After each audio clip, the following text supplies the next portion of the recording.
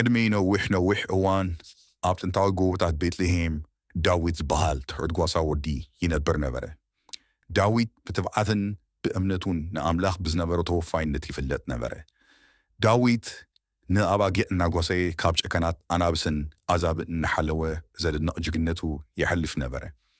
ዳዊት 7 ኣሕዋት ነበርዎ።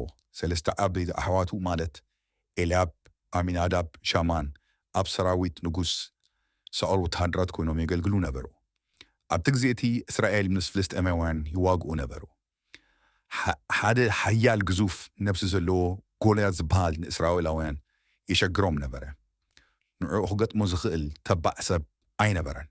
ሓደ መዓልቲ ኣቦ ዳዊት ንዳዊት ንኣሕዋቱ መግቢ ከብፅሕ ናብ ዓውደ ውግእ ምስ ሰደዶ ኣብኡ ምስ በፅሐ ድማ ዳዊት ወረ ጎልያድ ሰምዐ። ዳዊት ተቆጢዑ ናብ ንጉስ ሳኦል ብምኻድ ነዚ ፍልስጥኤማዊ ኣነ ክዋግኦ እኽእል እየ ኢሉ ብትብዓት ኣወጀ።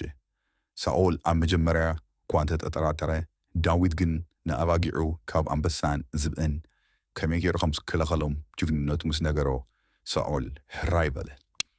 ሳኦል ንዳዊት እትኩ ኣቕረበሉ። እንተኾነ ግን እቲ እትኪ ኣዝዩ ከቢድ ስለ ዝነበረ ዳዊት ዓበየ።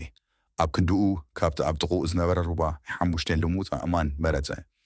ዳዊት ኣብ ልቡ ተብዓር ሒዙ ናብ ጎልጎል ንጎልያድ ክገጥሞ ኣተወ። ጎልያድ ንዳዊት ምስ ረኣዮ ሰሓቐ።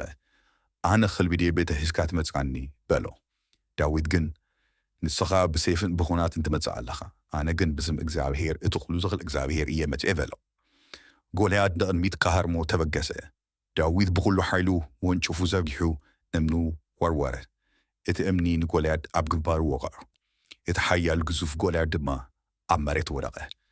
እቲ ትሑት ወዲ ጓሳ ዝነበረ ዳዊት ኣብ ኣምላኽ ብምእማን ነቲ ሓያል ጎልያድ ሰዓሮ። ዓወትን ምልክትን ብትብዓል እምነት ኣብ ሓይሊ ኣምላኽ ምትእማንን ኮነ። ብእምነት እቲ ዘይከኣለ እውን ከይተረፈ ከም ንኽእል እዩ ዘዘኻኽረና።